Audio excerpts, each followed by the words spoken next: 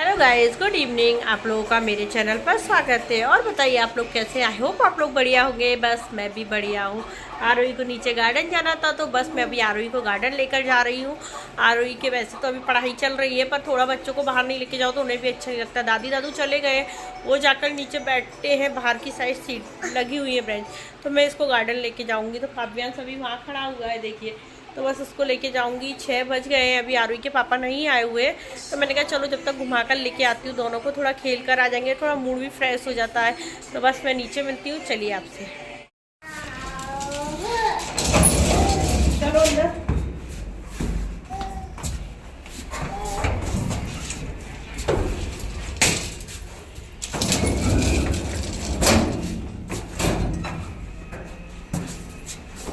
देखिए आरुई काव्यांश अंदर आ चुके हैं दोनों। और कैसे काव्यांश को ऐसे बहुत पसंद है, ऐसे एकदम शैतानी करना तो उसे बहुत ज़्यादा पसंद है। बस दोनों को मेरे को लगा थोड़ी देर घुमा लेती। इसमें इतनी मॉस्किटो हो रहा है लिफ्ट में, काफ़ी सारे। फैन चालू करो बेटा। चलिए फिर मिलते हैं। देखिए हम लोग गार्डन आ गए थे। ये आरुई की फ्रेंड है, स्कूल फ्रेंड है, यही इसी सोसाइटी के अंदर रहती है। देखिए काफ़ी बड़ी सोसाइटी बनी हुई है ये। यहाँ पर काफ़ी लोग आकर बैठ जाते हैं, ऐसी लगा दी गई हैं ये बैठने की कुर्सियाँ वगैरह काफ़ी लगी हुई हैं। बच्चे रैकेट खेल रहे हैं, कुछ कुछ कर रहे हैं। शाम हो गई है पर धूप अभी थोड़ी सी रह गई है जाने की।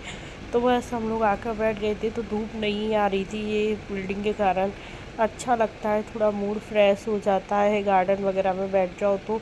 क्योंकि घर के अंदर रह रह के बोरियत होने लग जाती है, क्योंकि बच्चों को भी अच्छा नहीं लगता। तो इसलिए मैं ले गई थी। काव्यांश मेरे पास खेल रहा था, आरुई अपनी फ्रेंड के साथ स्लाइड पे यानी झूले पर चली गई थी। इस साइड तो मैं देख रही थी। देखिए आरुई खेल रही है अपने फ्रेंड्स के साथ। देखिए कितने सारे फ्रेंड्स हैं। वो खड़ी है पिंक कलर की टी शर्ट। इधर भी बच्चे काफ़ी खेल रहे हैं, देखिए।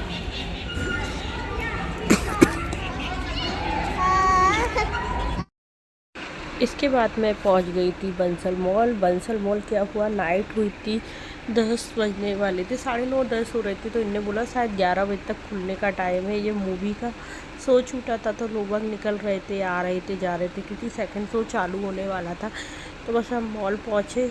मॉल के गेट पर जैसे ही पहुँचते हैं, पार्किंग में लग गया टाइम, क्योंकि भीड़ बहुत ज़्यादा थी। तो उन्हें बोला मॉल क्लोज हो चुका है, टाइम हो चुका है, 10 बज गए थे रात के। तो उन्होंने बोला मॉल तो बंद हो चुका है। तो कुछ भी सामान नहीं लिया, लौट के घर आना पड़ा। फिर मैंने कहा चलो ठीक है, सेकंड डे होकर आ जाएंगे।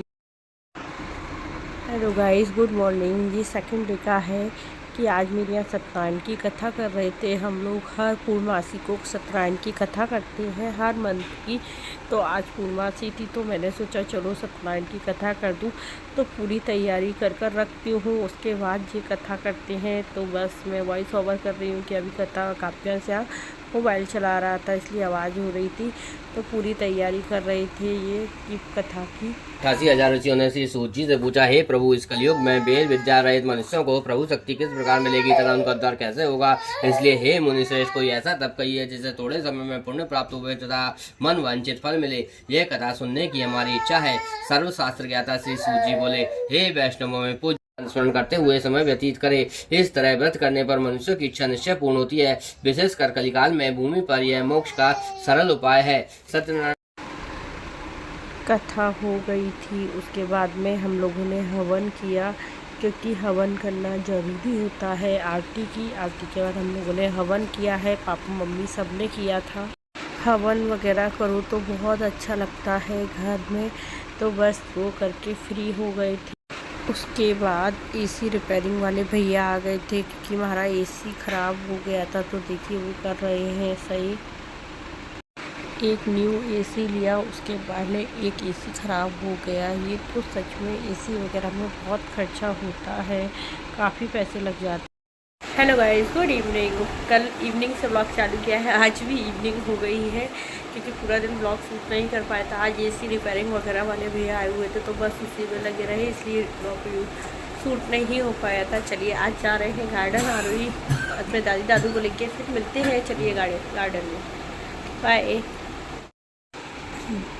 देखिए गाइस, हम लोग गार्डन पहुंच गए थे। काव्यांश को तो कहीं पे भी उतार दो, काव्यांश अपनी भागना चालू कर देता है। और वही मुझे सामने मून दिखा रही थी। देखिए काव्यांश का यही होता है, कहीं पे भी जाओ और दूसरी साइड भागता है, सीधा तो चलेगा नहीं, जिधर अपन जाएंगे वो उस साइड में नहीं जाएगा, दूसरी साइड जाता है।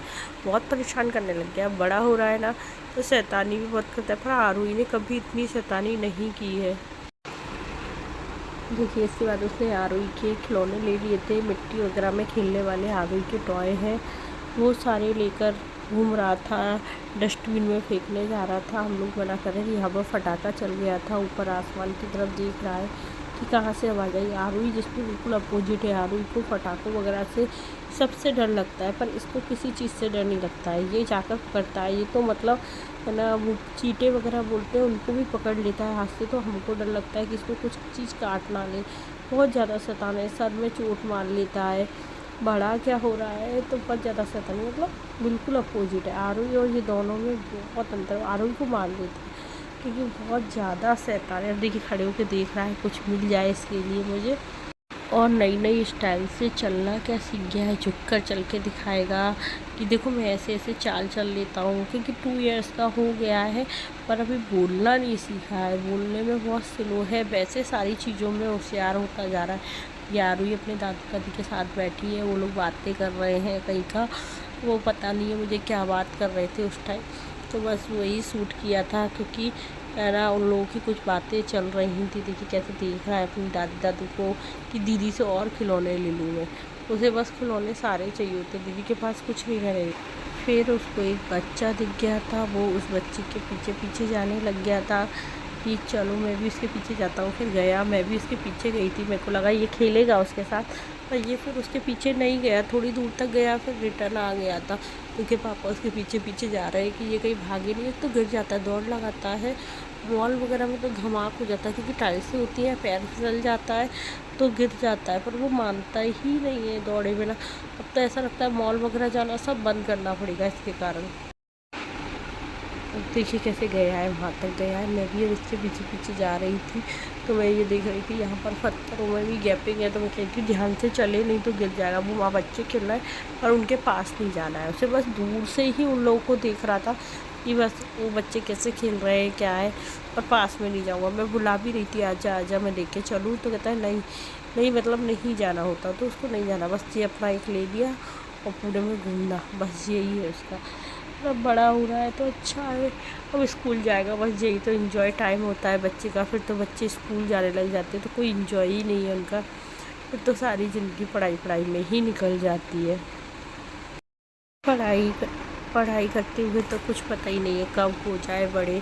बस इसके बाद हम लोग पहुंच गए थे मॉल, क्योंकि एक दिन पहले मॉल गए तो सब बंद मिला था और हमको सामान लेना बहुत ज़रूरी था।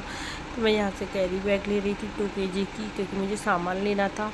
क्योंकि ये काव्यांश को गोदी में पकड़े थे, नहीं तो वो अलग भागता है, उसको पकड़ो नहीं ना तो बहुत तेज़ी से भागता है। तो वो देखिए वो देख रहे थे राइस वगैरह, तो मैंने कहा चलो आप देखो, तक मैंने उनको मोबाइल दे दिया था बंद कर कर। बस उसके बाद कोई ज़्यादा सूट नहीं किया था। फिर मैं जलेबी की दुकान आ गई थी, मुझे भी जलेबी खानी थी, तो मैंने कहा चलो जलेबी पैक और करा देते हैं, फिर घर चलते हैं। देखिए जलेबी लो तो फिर समोसे का भी मन होता है, तो इनने कहा चलो दूसरी शॉप पर समोसे मिलते हैं, हमारे उधर जैसे मिलते हैं जो हम एमपी में खाते हैं वैसे ये वहीं की उन्हीं की एक की दुकान है एमपी में जो है।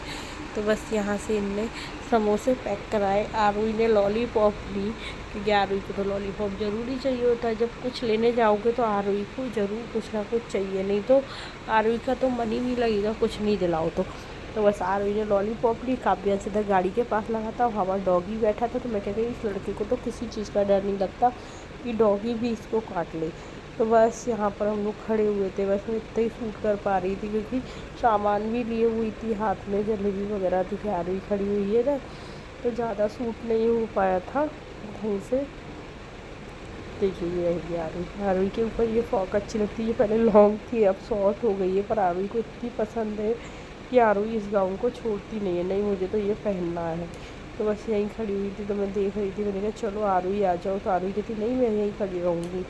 बस इधर सब शॉप बहुत सारी है यहाँ पर डुप्लेक्स वगैरह भी काफ़ी सुंदर बने हुए हैं। देखिए बगल में भी शॉप है, आगे भी शॉप है, काफ़ी सारी है। काव्यांश देखिए ये खड़ा, बस इसकी यही शैतानी चलती रहती है, देखिए कैसे लगा। उसमें हाथ लगाने हैं, मिट्टी करने, बस उसका यही है पूरा दिन। बस देखो डॉगी आ गया, मैं कह रही डॉगी काट लेगा, पर उसे किसी चीज़ से डर नहीं लगता कि उसे डर लगता हो डॉगी वगैरह से कि नहीं करे। कि कितने से अच्छे बंगलेस बने हुए, बंगलो यहाँ पे काफ़ी सुंदर बने हुए, मुझे इस टाइप के बने हुए अच्छे लगते हैं। मैं कह भी रही थी इनसे कितने सुंदर बने हुए। इधर मार्केट सा है, छोटा सा फ्लैट के आगे बना हुआ होता है, दुकानें वगैरह है काफ़ी सारी, सब्जी की दुकान वगैरह, टिक्की पानी की टिक्की वगैरह भी मिल जाती है, काफ़ी चीज़ें मिल जाती है आसपास। ये मेरी एक्टिवा खड़ी है, उस पर देखिए थैला रखा है, कितना सारा सामान रखा है मॉल से लाया हुआ। बस इसके बाद हम लोग घर आ रहे थे क्योंकि आरोही की दादी और दादू घर पे वेट कर रहे थे, तो हमने कहा चलो नाश्ता लेके चलते हैं शाम को ही। शाम का नाश्ता है ये, तो हम लोगों ने खाना पीना कुछ भी अच्छे से नहीं खाया क्योंकि हम लोगों ने समोसे और जलेबी वगैरह खा दी थी, तो फिर खाने की इच्छा भी नहीं होती है कि कुछ भी। इसलिए बस अब यहाँ पे हम गरम समोसे का वेट कर रहे थे, भैया सेक रहे थे, तल रहे थे मतलब गरम समोसे, तो हम उसका वेट कर। नाइट हो गई थी तो नीचे प्लेग्राउंड में आ गए थे, बेटू को अपनी फ्रेंड से मिलना था।